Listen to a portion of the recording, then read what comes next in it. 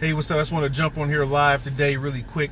And I just came from actually another, it was basically an executive luncheon where it was just talking about a lot of financial literacy principles. And actually it was a good program. But one of the common things that I always continue to see, so I'm super passionate about this particular topic of financial literacy, is a couple of things that they said is, one, and I'll talk about the headline here in just a second, but, and in the headline, you know, what I put on here is like a 9 to 5, right, is a fixed income. If you don't have multiple streams, you're actually hustling backwards.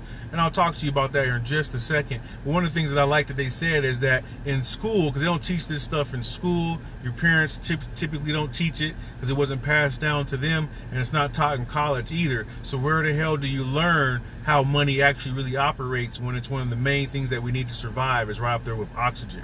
Right? You show me you don't have enough oxygen, you ain't gonna be here too long. You don't have enough money, right? It's not that it brings happiness, but I have never met a person that's broke happy. Another subject, but it needs to be. It's the main thing that helps us take care of our day-to-day needs, right?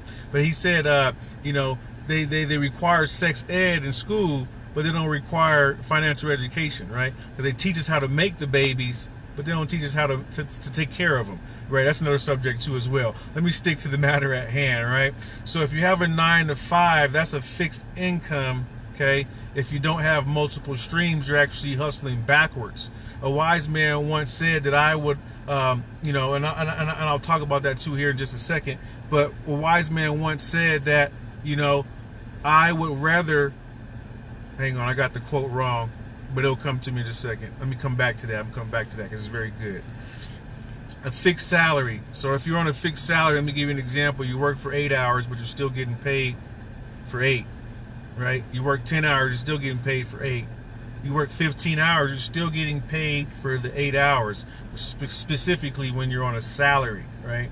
Now, the wise man, it came back to me. I knew it would.